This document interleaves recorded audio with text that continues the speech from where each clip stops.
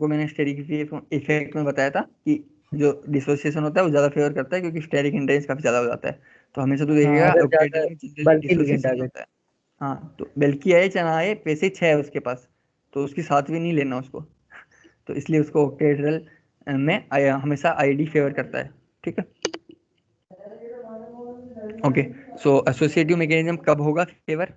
जबकि एसोसिएटिव मतलब उसको एसोसिएट होना है। ठीक है, तो वो एसोसिएट होता है जैसे T2G के 3 है और EG के 2 है। ठीक है ना, तो अगर T2G में कोई खाली है ऑर्बिटल तब जाके एसोसिएटिव होगा। मतलब इतना ज्यादा केस, लाइक D1 और D2 के केस में T2G में एक ऑर्बिटल पूरा खाली रहता है, तो उन दोनों केस में बस एसोसिएटिव मैकेनिज्म पॉसिबल हो सकता है। बाकी केसेस में डिसोसिएटिव होगा, क्योंकि अगर EG में अगर इलेक्ट्रॉन पहुंच गया तो डिसोसिएटिव है, अगर T2G में कोई खाली नहीं है तो भी डिसोसिएटिव है। ठीक है, तो बस ओनली बता रहे कि I mechanism occur metal ion should have at least one empty or vacant d orbital in incoming ligand। ठीक है, सो D1 और D2 में ही बस पॉसिबल होता है क्योंकि T2G1 और T2G2 और उन्होंने एक T2G अपना खाली होता है। ठीक है, आगे बढ़ते हैं। डिसोसिएटिव मेटल डिसोसिएटिव मैकेनिज्म के लिए क्या है, एटलीस्ट 1 इलेक्ट्रॉन होना चाहिए EG में। और ये सेम क्वेश्चन पूछा था, और ये सेम क्वेश्चन का अपन आंसर मैंने लिखा था D3 हाई स्पिन D, लो स्पिन D4 5 6 7। अभी भी इधर की कॉपी पड़ी मेरे पास, क्या गलत आंसर लिखा था मैंने भाई, कहाँ गया, जहाँ भी लिखा था ये रहा। इसमें बताना था, इसमें लिखा था मैंने लो स्पिन ऑफ D4 5 6 और D3। ठीक है, अपन को बताना था कि कौन कौन से कॉन्फ़िगरेशन होते हैं ऑक्टेहेड्रल कॉम्प्लेक्स में जो सब्स्टिट्यूशन रिएक्शन शो करते हैं, जबकि आंसर था D1 D2 और हाई स्पिन ऑफ, है ना, हाई स्पिन ऑफ D4 भाई 5 6 कोई सही 7। किया अपन ने? पता नहीं, मुझे नहीं पता, कुछ कुछ किए होगा, पता नहीं, मेरे को तो नहीं लग ठीक रहा है कुछ भाई, सही अभी किया। सलाह दे दी, मोटिवेट मत कर, डरा मत। हाँ, तो मेरी फटी पड़ी थी कल ऐसे सोच सोच के जब मैं पढ़ रहा था, साथ साथ में वो क्वेश्चन पढ़ रहा था। तो हेलो हेलो हेलो हेलो। हाँ भाई, शुरू कर। हाँ, ठीक है, मचाया है लेकिन वैसे तो तूने। इजी इलेक्ट्रॉन में अगर इजी सेट में अगर एक भी इलेक्ट्रॉन है तो डिसोसिएटिव मैकेनिज्म फॉलो करता है। ठीक है, तो अब ये कहाँ पॉसिबल होगा, D4 D5 D6 D7 इन सब में अगर हाई स्पिन है तो इजी में इलेक्ट्रॉन पहुंच जाएगा। और D7 D8 नहीं करता। D8 मतलब कि अपना स्क्वायर प्लेनर बनाएगा। ठीक है, D8 अपना स्क्वायर प्लेनर में चला गया, तो D8 को यहाँ कंसिडर नहीं करेंगे। ठीक है, D9 और D10 इनमें अपने ठीक है। इजी में इलेक्ट्रॉन होंगे ही होंगे। ठीक है, तो ये कन्फिग्रेशन अपन को वो करते हैं, शो करते हैं। आगे आते हैं, वही वही जो मैंने बताया, वही सिर्फ चीज बता रखी है कि स्लो रिएक्शन कौन करेगा, D3 इनेट हो गया, लो स्पिन ऑफ D4 5 6, और अपन ने ये लिखा है। ठीक है, और फिर strong field D8 square planar हो गया। और मॉडरेट रेट कौन करता है, D8 का जो वीक फील्ड लिगेंड होगा वो मॉडरेट रेट होगा, पर अपन D8 को बहुत कम इसमें लेते हैं क्योंकि ये स्क्वायर प्लेनर में अपन काफी ज्यादा कंसीडर कर चुके हैं। D8 वाले मोस्टली स्क्वायर प्लेनर बनाते हैं इसलिए। ठीक है, और फास्ट रिएक्शन कौन होगा, D1 D2 एसोसिएटिव मैकेनिज्म से, हाई स्पिन D4 5 6 7 9 10 ये एसोसिएटिव डिसोसिएटिव मैकेनिज्म से, क्योंकि इजी में एक इलेक्ट्रॉन पहुंच गया। ठीक है, वही सब चीज दी है अभी यहाँ पे भी। हाँ, यहाँ पे अपन यहाँ देख सकते हैं अपन, इसमें यहाँ पे एक रेट ऑफ रिएक्शन में दिख जाएगा कि अगर T2G1 मतलब D1 है तो काफी ज्यादा रेट ऑफ रिएक्शन है, कांस्टेंट हाई है मतलब कि फास्ट रेट है। 2 है तो भी फास्ट रेट है। 3 है तो इनट हो गया, काफी स्लो हो गई एक रेट। ठीक है, और ये 3 वाला केस है जिसमें कि वो है Cr3+ है और यहाँ V2+ है। यहाँ पे तुम वो देख सकते हो लेबाइल और नॉन लेबाइल वाला भी पार्ट। अगर V2+ है मतलब कि हो गया, तो कितना हो गया, D3, ये भी D3 है वैसे तो। ठीक है, फिर लेबाइल नॉन लेबाइल से नहीं देख सकते, फिर अपन इसको उससे देखेंगे, चार्ज से। ठीक है, कि Cr+3 है तो मतलब ज्यादा चार्ज है, छोटा एन है, छोटा एन है तो वो Ml बॉन्ड स्ट्रेंथ ज्यादा है, तो और स्लो रिएक्शन में जाएगा। उससे तो यहाँ समझा सकता है उस चीज को। हाँ, बाकी में वो है कि इजी में अगर इलेक्ट्रॉन थोड़ा पहुंच गया है उसका मतलब कि बहुत हाई रिएक्शन है, 10⁻7 6 4 5 7 8, बहुत हाई रिएक्शन होगी, फास्ट रिएक्शन होगी मतलब। अबे अर्पित, D3 D8 ऑक्टाहेड्रल इनर्ट होते हैं ना? D3 D8 ऑक्टाहेड्रल इनर्ट होते हैं ना? ना, D3 तो हाँ D3 इनर्ट होता है। D8 ऑक्टाहेड्रल मतलब कि, अच्छा ऑक्टाहेड्रल, हाँ ऑक्टाहेड्रल इनर्ट है। इनर्ट ही मान सकता है क्योंकि बहुत स्लो रिएक्शन स्लो करता है, या फिर अगर तेरा वीक फील्ड लिगेंड है ना D8 में तो मॉडरेट रेट शो कर सकता है ये D8। और वैसे अभी आगे देखेगा तो आगे एग्जांपल बताइए। मिलेंगे नहीं, बहुत कम एग्जांपल है, एक कोई भी एग्जांपल नहीं मिला मेरे को तो स्लाइड्स में जिसमें कि D8 दिया हुआ हो और उसको ऑक्टेहेड्रल में दिया हुआ हो। ऑक्टेहेड्रल में D8 को कंसीडर ही नहीं कर रहे, क्योंकि D8 को मोस्टली अपन स्क्वायर प्लेनर में कंसीडर कर चुके हैं इसलिए।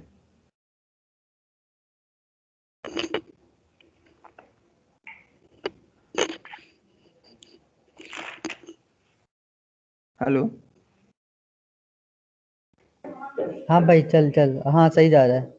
ठीक है। हाँ, तो तुम्हें बताया था कि अगर किसी को भी बोलना हो काइनेटिकली तो अपन बोलते हैं लेबाइल और इनर्ट, किसी को भी थर्मोडायनेमिकली बोलना हो तो अपन बोलते हैं स्टेबल और अनस्टेबल। ठीक है। और अपन ये नहीं बोल सकते कि कोई रिएक्शन लेबाइल है, मतलब कि बहुत ज़्यादा रिएक्शन हाई रिएक्शन कर रही है तो उसका मतलब वो अनस्टेबल है, नहीं बोल सकते। और अपन ये भी नहीं बोल सकते कि कोई रिएक्शन इनर्ट है उसका मतलब है कि वो स्टेबल रिएक्शन है, नहीं। ठीक है। यहाँ पे एग्जांपल दिया उसी चीज़ के लिए कि ये जो अपना एग्जांपल है नीचे है ना, यहाँ पे तो दिया होगा। यहाँ क्या पढ़ा है? अच्छा, ये V2+3+ का मतलब वो जो ऊपर मैंने एक्सप्लेनेशन दिया है ना, उससे एक्सप्लेनेशन को थ्योरेटिकल फॉर्म में यहाँ दिया है। ठीक है। हाँ, नीचे आते हैं, हाँ, वही बोल टेबल रहा पे डाटा बता दिए थे को। था। हाँ, तो जो स्लो होता है वो इनर्ट होता है, और स्टेबल अनस्टेबल उस काइनेटिकली टर्म में अपन बोलते हैं इनर्ट और लेबाइल, और थर्मोडायनेमिक में बोलते हैं अपन स्टेबल अनस्टेबल। ठीक है। तो जो पर इनका कोई रिलेशन नहीं होता काइनेटिक और थर्मोडायनेमिक्स का, जैसे कि यहाँ पे दिया हुआ है, जैसे Fe2O5F है। ठीक है। ये एक वेरी स्टेबल है। ठीक है। परंतु ये लेबाइल है, तुम ये नहीं बोल सकते स्टेबल है मतलब इनर्ट होगा, रिएक्शन में नहीं जाएगा।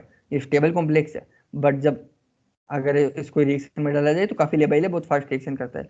अदर हैंड जैसे कि hexa imino cobalt, hexa imino cobalt 3+, मतलब हो गया CONH3 3+। ठीक है। CO3+ मतलब D6 लो स्पिन। ठीक है। तो अब ये हो गया इनर्ट। ठीक है। परंतु थर्मोडायनेमिकली अनस्टेबल है, तो तुम ये नहीं बोल सकते ये थर्मोडायनेमिकली अनस्टेबल है but react very slow therefore inert. ठीक है। तो अनस्टेबल और इनर्ट भी हो सकता है, अनस्टेबल लेबाइल भी हो सकता है। तो बेसिकली काइनेटिक और थर्मोडायनेमिक कोई रिलेशन नहीं है, तुम इसे नहीं बोल सकते। ठीक है। आगे आते हैं। यहाँ पे कुछ था ना। हाँ, मतलब ये जो वो सेम टर्म जो अपन ने उसके लिए पढ़ा था स्क्वायर कॉम्प्लेक्स के लिए, सेम चीज यहाँ पर बता दी है कि डी मतलब डिसोसिएशन होता है, फॉर एसोसिएशन होता है, आई मतलब इंटरचेंज होता है, आई डी मतलब डिसोसिएटिव इंटरचेंज होता है। वो सारी टर्म यहाँ पे फिर से रिवाइज कराई गई है। ठीक है। हाँ, उस और आई मतलब एसोसिएटिव इंटरचेंज होता है। इसके बाद बोला गया कि जो अपन डी ए आई ये सब होते हैं ना, इन सबको अपन बोलते हैं स्टैक्योमेट्रिक मैकेनिज्म। सब स्टैक्योमेट्रिक मैकेनिज्म होते हैं ये। ठीक है। और जो भी अपना वो होता है the distinction between activation process of the, अच्छा, एसोसिएटिव मैकेनिज्म और डिसोसिएटिव मैकेनिज्म जो होता है उनके बीच में जो डिस्टिंक्शन होता है उस उनको बोलते हैं अपन इनिटिमेट मैकेनिज्म। लाइन पढ़ लियो, मतलब थ्योरी रट नहीं पड़ेगा, कुछ कह नहीं सकते इसका तो। ठीक है। अब आते हैं activation energy, leaving group effect, वो सब इसमें भी लगाएंगे कि इसकी एक्टिवेशन एनर्जी कैसे होती है, लिविंग ग्रुप इफेक्ट कैसे निकाला जाता है, स्पेक्टेटर आयन क्या होता है जो वो निदर्शक होता है पर इन्फ्लुएंस करता है, स्टेरिक इफेक्ट क्या होता है जिससे कि डिसोसिएशन मैकेनिज्म फेवर करता है। ठीक है। तो देख, कभी भी ऑक्टाहेड्रल कॉम्प्लेक्स है वो 6 का है, अगर एसोसिएटिव से जाएगा तो 7 बन जाएगा, 7 बनेगा तो बनता है पेंटागोनल बाइपिरामिडल। ठीक है। और अगर 6 है तो एक कम होगा तो 5 बन जाएगा डिसोसिएशन में, 5 बनता है तो वो बनता है स्क्वायर प्लेनर स्क्वायर पिरामिडल। ठीक है। स्क्वायर मतलब 4, पिरामिडल 5 हो गया। ठीक है। तो तुम बस यहाँ देख 5, 6 और 7 वाला देख, एक स्क्वायर पिरामिडल देख, इसकी एक टेबल है DX2 X2 Y2 इसकी पूरी दी हुई है तुम्हें LFSC की, मतलब लिगेंड फील्ड स्टेबलाइजेशन एनर्जी क्या क्या होती है, ऑक्टेटल में दी हुई है, और फिर उसके बाद पेंटागोनल बाइपिरामिडल में दी हुई है, उसको नीचे कंसीडर करेंगे ये। ठीक है। अब यहाँ पे फिर से वही चीज़ लिख दी है, ऑक्टेड्रल में इनके केस में -4.0 होती है, इसमें +6.0, उस टाइप से सबकी वैल्यूज लिख दी है। ठीक है। अगर सर इनके ऊपर क्वेश्चन पूछेंगे तो ऑब्वियसली वो वैल्यूज देंगे, ये वैल्यूज याद करने के लिए नहीं है। ठीक है। बस ये देख ले कि वैल्यूज होती है, पर यहाँ से एक कैलकुलेशन निकल के आती है, कैसे देखते हैं। अब माना कि तुम्हारे पास एक D1 आयन है। ठीक है। D1 है तो तुम क्या करोगे कि चेंज देखोगे। ठीक है। कि लिगेंड फिर स्टेबलाइजेशन एनर्जी में लॉस हुआ है गेन हुआ है, अगर गेन हुआ है मतलब पॉजिटिव अगर आ रही है ना उसका मतलब वो गेन हुआ है, और गेन हुआ है मतलब तुम्हारे पास अच्छा हुआ है काम, तुम उसको बोल सकते हो कि ये रिएक्शन कर जाएगा। और अगर लॉस हुआ है मतलब रिएक्शन नहीं करेगा, उस टाइप से। तो इन्होंने निकाला, जैसे एक इसका लिया तो इसकी हो गई 4.0, और इसके लिएगा तो 4.57, तो ये आएगा अपना पॉजिटिव 0.57। ठीक है। तो इसका मतलब एक स्क्वायर प्लेनर में जब जाएगा तो 0.57 है, मतलब कि फेवरेबल रिएक्शन है। और सेम अगर तू उसके लिए निकालेगा ना पेंटागोनल बाइपिरामिडल के लिए, तो वो भी पॉजिटिव आएगा, मतलब कि ये भी फेवरेबल रिएक्शन है। ऐसे तू जब D2 के लिए निकालेगा तो ये भी फेवरेबल रिएक्शन आएगी, पर जब D3 के लिए निकालेगा कैलकुलेट करेगा तो वो नेगेटिव आ जाएगी। नेगेटिव मतलब कि अनफेवरेबल रिएक्शन हो जाएगी वो, मतलब वो इनेट हो गया ना, D3 रिएक्शन नहीं करता, अपन ने देखा था जैसे। ठीक है। अब इन्होंने ये हाई स्पिन और लो स्पिन में उन्होंने कंप्लीट वो निकाल के टेबल बना रखी है, जैसे D0 है तो मतलब और D10 है तो मतलब फर्क ही नहीं पड़ता, ठीक है। अब D1 पे देखें तो फेवरेबल रिएक्शन है, D2 में देखें तो सब फेवरेबल रिएक्शन है, D3 के देखें तो कुछ भी हो अनफेवरेबल रिएक्शन है। अब जब D4 को देखेंगे तो D4 में हाई स्पिन में अगर कोऑर्डिनेशन नंबर 5 है, मतलब अगर ये डिसोसिएशन से जाता है तो फेवरेबल है, बाकी सब केसेस में अनफेवरेबल है। लाइक एसोसिएशन से CN बढ़ जाए तो अनफेवरेबल, और लो स्पिन तो अनफेवरेबल हो ही गया। D5 है, ये भी अनफेवरेबल है, अगर तेरा लो स्पिन है तो, पर हाई स्पिन है उसका मतलब की तरह फेवरेबल है, मतलब इजी में इलेक्ट्रॉन पहुंच गया तो डिसोसिएशन मैकेनिज्म से चला जाएगा, एसोसिएशन से भी जा सकते हैं, 0 0 आ रही है, ठीक है। फिर D6 है तो भाई ये फेवरेबल हो गया अपना, और ये लो स्पिन अनफेवरेबल हो गया। D7 है तो फिर से वो फेवरेबल हो गया हाई स्पिन, और लो स्पिन में एसोसिएटिव में सॉरी कौन सा डिसोसिएटिव मैकेनिज्म फेवरेबल है ओनली, ठीक है। तो इससे अपन कैलकुलेटर से निकाल सकते हैं पॉजिटिव मतलब फेवरेबल और नेगेटिव मतलब अनफेवरेबल, सिंपल, ठीक है। और ये जो ऊपर वाला ग्राफ है इसका डाटा को यहाँ पे एक्सप्लेन किया इन्होंने, इनर्टोलेबाइल क्या क्या होंगे, वही T2G जो में इलेक्ट्रॉन जो भी होते हैं, ठीक है। उसकी आदत है, मतलब ऊपर उसको याद नहीं रहता, वो अपने चार्ट भी नहीं समझा सकता वो, तो उसको भी लिख के लाता है वो बंदा, क्या करें जो भी है, ठीक है। अब यहाँ पे आ जाते हैं, यहाँ पे एक टर्म आई थी लिगेंड फील्ड एक्टिवेशन एनर्जी, ये अपन निकालते हैं LFSC excited state minus LFSC in ground state. So अगर पॉजिटिव है उसका मतलब अनफेवरेबल रिएक्शन है, LFAE अलग चीज़ है, पॉजिटिव मतलब कि अनफेवरेबल और नेगेटिव मतलब कि फेवरेबल, ठीक है। वहाँ पे अपन ने निकाली थी लिगेंड फील्ड स्टेबलाइजेशन एनर्जी, ठीक है, यहाँ निकाली थी अपन ने LFSC ligand field stabilization energy, ये पॉजिटिव होनी चाहिए फेवरेबल के लिए, नेगेटिव होनी चाहिए अनफेवरेबल के लिए, पर यहाँ निकाल रहे हैं अपन लिगेंड फील्ड एक्टिवेशन एनर्जी, ठीक है। तो ये पॉजिटिव है तो उसका मतलब अनफेवरेबल है, सेम ये देख रखा है कि इससे नेगेटिव आ रहा है D1 मतलब फेवरेबल फेवरेबल, पॉजिटिव में अनफेवरेबल है, इसमें उल्टा केस है, ठीक है। वो इसे चार्ट दिया हुआ इसने फिर से। अब आते हैं ये क्वेश्चन जो यहाँ से पूछा था अपन को, ALF63 आंसर था उसका, ऑक्सीडेशन स्टेट, ये सही किया था अपन ने, कहीं तो कॉन्फिडेंस दे दूं भाई, बहुत डिमोटिवेट किया है तो या कॉन्फिडेंस ले लो, यहाँ सही किया था अपन ने। क्या पता। इलेक्ट्रॉनिक एंड स्टेरिक फैक्टर जो होते हैं अपने, वो इन्फ्लुएंस करते हैं अपने रेट ऑफ रिएक्शन को। यहाँ से मैंने नोट्स नहीं बना रखे, लाइक इसके बाद मैंने सिंगल रीडिंग मार ली थी, इतना यहाँ तक मतलब तेरे को काफ़ी वो मिल जाता है, कॉन्फिडेंस मिल जाता है कि तेरा काफ़ी फोर्थ कंप्लीट होने में आया, इसमें तेरे को कॉन्फिडेंस मिल जाता है, तो आगे तू बस सिंगल रीड में काम कर लेता है। यहाँ तक ही था, जितने कंसेप्ट वगैरह थे समझना था, बिल्डअप था, भूमिका बनानी थी, वो सब था, ठीक है। अब जल्दी से मैं भी कवर कर देता हूँ। तो इलेक्ट्रॉनिक और स्टेरिक फैक्टर होता है वो इन्फ्लुएंस करता है अपने रेट ऑफ रिएक्शन को, जिससे ऑक्सीडेशन स्टेट है, अगर किसी का कम ऑक्सीडेशन है, जैसे ALF63 माइनस में 3+ है, 4+, 5+, 6+, तो 3+ वाले की रेट ऑफ रिएक्शन सबसे हाई होगी, ठीक है। क्यों होगी इसकी सेंट्रल हाई, अच्छा higher oxidation slow ligand exchange rate होती है, क्यों होती है पता नहीं भाई, रट लेफ्ट जो भी है, ठीक है। इससे इसमें +1 +2 तो +1 की हाईयर रेट होगी। फिर आयोनिक रेडियस अगर ज़्यादा बड़ी रेडियस है तो ज़्यादा हाई रेट होगी, ये तो पता ही है, अपन स्टार्टिंग से देखते आ रहे हैं कि अगर ज़्यादा हाई रेडियस है मतलब कि अपना बड़ा मॉलिक्यूल है तो उसमें आराम से डिसोसिएशन एसोसिएशन हो जाता है, पर छोटा मॉलिक्यूल होता है तो उसमें मेटल लिगेंड की जो बॉन्ड स्ट्रेंथ होती है काफ़ी हाई होती है, काफ़ी ओपेक्ड होता है, तो उसमें नहीं हो पाती रिएक्शन, ठीक है। उसके बाद आते हैं activation energy in octahedral complexes, so वही चीज़ बता रही है इन्होंने भी शायद, आई थिंक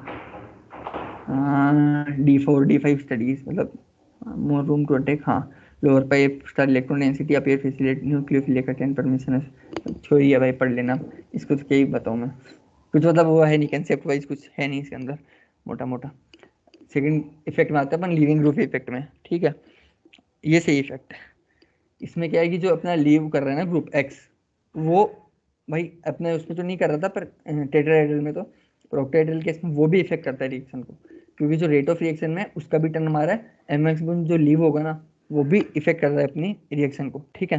तो अब ये डिसोसिएशन मैकेनिज्म में अपन शो होता है ओनली, ठीक है, एसोसिएटिव में शो नहीं होता, पहली बात। दूसरी बात, जो रेट कांस्टेंट है KR, वो इक्विलिब्रियम कांस्टेंट के लोगरिथम निकालो तो ये लीनियरली प्रोपोर्शनल होता है, दूसरी बात। तीसरी बात इन्होंने बताई है कि हाँ वो उस पर डिपेंड करता है, तीन ही बात बताइए, हो गया। उसके बाद इन्होंने यहाँ बताया कि अगर अलग अलग वो लेते हैं लिगेंड, तो उसके हिसाब से अपन ने ग्राफ फ्लोट किया, F- लिया तो ये आया, अलग अलग I- लिया तो ये आया, अलग अलग पॉइंट्स पर मैंने ग्राफ फ्लोट किया, तो अपन उससे वो निकाल सकते हैं कि log K और log KR वो होते हैं लीनियरली डिपेंड होते हैं, और उसकी अपन कांस्टेंट निकाल सकते हैं, ठीक है, लीनियर कांस्टेंट, और जो इंटरसेप्ट आ रहा है वो एक अपना C कांस्टेंट हो गया, जो अपना C कांस्टेंट था। लीनियर इक्वेशन आ रही है बेसिकली, ठीक है। और हाँ, जो अपना x होता है ना, अपन ने इसको डिटेक्ट कैसे किया? इसको डिटेक्ट करने के लिए हमने क्या किया कि x को XDS मतलब दूसरे लिविंग ग्रुप से एक्सचेंज किया पहले, ठीक है। तो हमने देखा कि जो rate of activation energy low हो गई और फास्ट रेट हो गई, जैसे कि ये पिंक वाला देख सकते हैं, पिंक वाले में काफी हाई एक्टिवेशन एनर्जी है और ब्लू वाले में लो एक्टिवेशन एनर्जी है। तो इससे अपन को शो हुआ कि जो अपना लिविंग ग्रुप है वो भी इफेक्ट डाल रहा है, ठीक है। तो डेल्टा जी अगर इसका कम हो गया, उसका मतलब है कि इफेक्ट डाल रहा है। यहाँ से अपन ने इसको डिटेक्ट किया लिविंग ग्रुप के इफेक्ट को। आगे आते हैं the effect of Spectator ligand. जो स्पेक्टेटर लिगेंड अपना लिविंग ग्रुप कैसे इफेक्ट, मतलब इनने कैसे वो किया ऑब्जर्व कि पहले एक दूसरे से रिप्लेस किया, मतलब दूसरे को हाँ लगाया।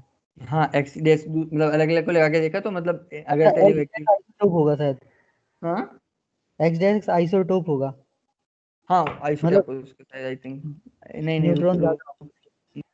नहीं नहीं, changing the leaving group from X to X डेस, कहीं आइसोटोप नहीं मेंशन, और अरे लिविंग ग्रुप ही चेंज कोई भी किया है। मतलब वो होगा लिगेंड जो निकलने वाला है उसको नहीं एक्स नहीं भाई, नाम दे एक्स दिया, डैश कोई भी आने वाला है एक्स उसको डैश वाई। एक्स डैश ना उसका ना वो ना ना, होगा। एक्स नॉर्मली एक्स मतलब एक्स नॉर्मली और एक्स ऑब्जर्व डेस दोनों करने में मैंने देखा है, मतलब उसमें यही किया है, ना आइसोटोप ही यूज। आइसोटोप हो सकता है बट यहाँ मेंशन नहीं है, तो अपन को वाइवा में मेंशन नहीं करना, वो भाई बड़े का टीचर है, कुछ नहीं कह सकते उसका। तो हाँ इन्होंने वही। वही चीज़ है कि वो डिसोसिएटिव मैकेनिज्म से जाता है, जो भी है।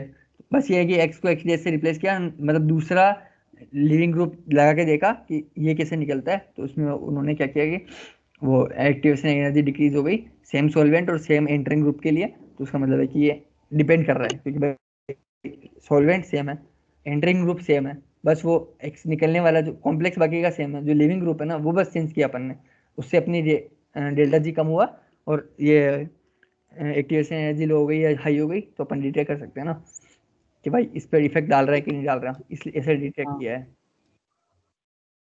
अब आते हैं इफेक्ट, मैं रुक पानी पी के आता हूँ 5 मिनट, ठीक है। 2 मिनट होल्ड करना, 2 मिनट का ब्रेक।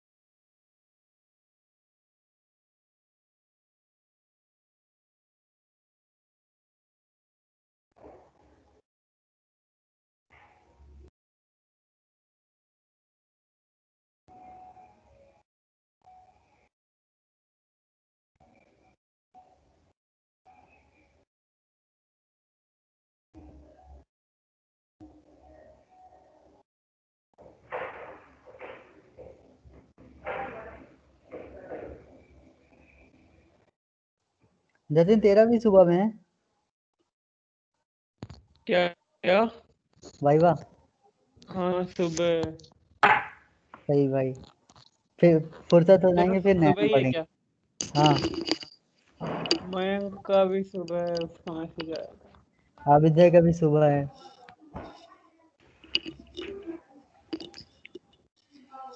Welcome back guys.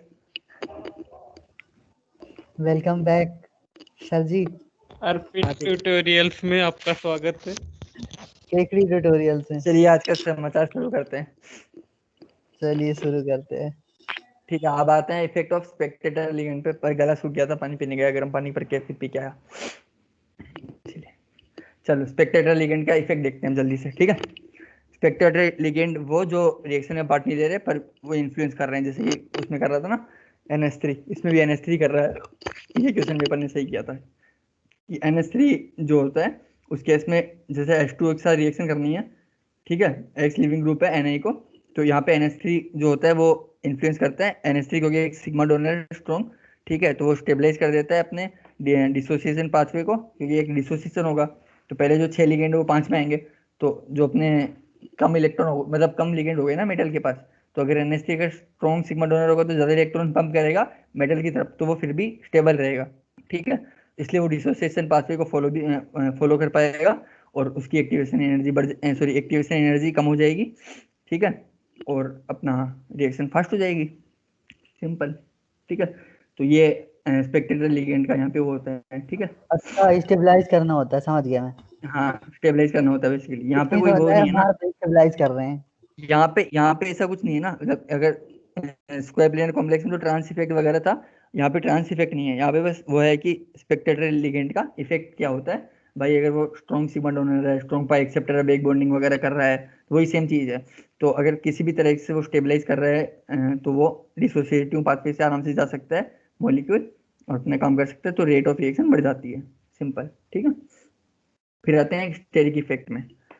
तो स्टेरिक इफेक्ट क्या करता है, तुम्हें हमेशा से बताया हूँ, शुरू से बताते आ रहा हूँ कि डिसोसिएशन पाथवे फॉलो करता है, बिकॉज ट्रांजिशन स्टेट में स्ट्रेन को रिलीव करने के लिए, ट्रांजिशन स्टेट में अगर 7 इलेक्ट्रॉन हो गए, 7 कोऑर्डिनेशन बॉन्ड हो गए तो काफ़ी ज़्यादा स्ट्रेन पैदा हो जाता है, इसलिए वो डिसोसिएशन पाथ को फेवर करता है हमेशा, ठीक है। इसका डिमॉन्स्ट्रेशन करने के लिए ये लिया गया है कॉम्प्लेक्स, ठीक है, ओके। अभी तो अर्पित जो ऊपर हमने वो देखा था जिसमें मतलब कभी कभी डिसोसिएटिव एसोसिएटिव पाथवे भी फेवर हो रहा था, जैसे D7 में था लो स्पिन, हाँ तो मतलब थियोरेटिकल था डाटा ना वो।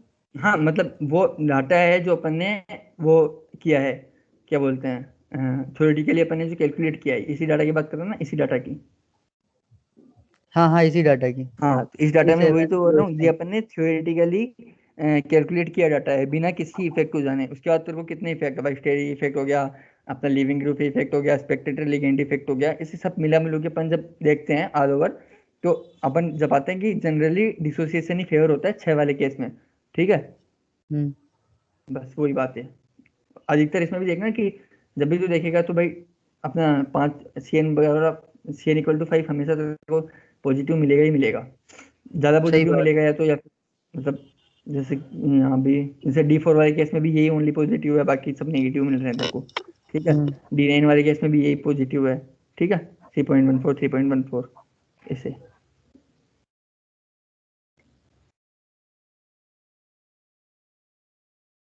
अब आते हैं स्टेरिक इफेक्ट में।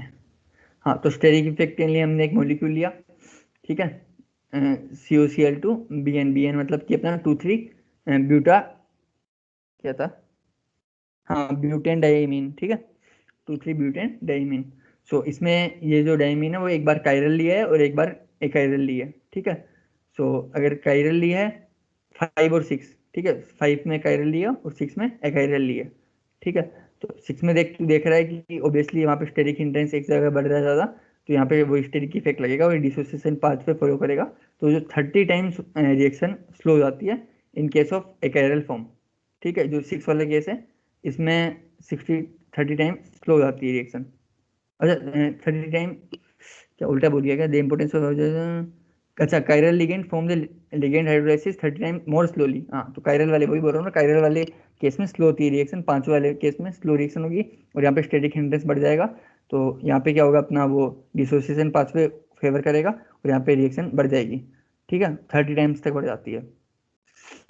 आगे आते हैं, उसके बाद वही बता रखा है कि हाँ वही in general steric rounding favours ID process because the 5 coordinated transition state can relieve strain, most important statement,